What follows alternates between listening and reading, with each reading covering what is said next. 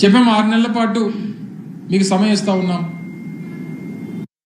మీరు ఇచ్చినటువంటి మాటను నిలబెట్టుకోండి, చెప్పినటువంటి విషయాలన్నింటినీ కూడా మీరు అమలు చేయండి అని చెప్పి చెప్తా ఉంటే, ఎన్నికల ముందు మేము చెప్పిన మాటే కదా ఇది అనేటువంటి మాట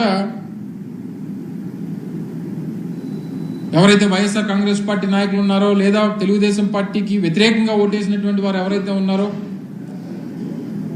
వారి మీద దాడులు చేస్తాం, ఈ రకంగా బెదిరిస్తాం, భయపెడతాం అనేటువంటి ఈ ధోరణి అనేటువంటిది మంచిది కాదు. ప్రజాస్వామ్యంలో ప్రతి 5 సంవత్సరాలకు ఒకసారి ఎన్నికలు వస్తూ ఉంటాయి, ఏది శాశ్వతం కాదు. జరిగినటువంటి ప్రతి పరిణామానికి రానున్నటువంటి కాలంలో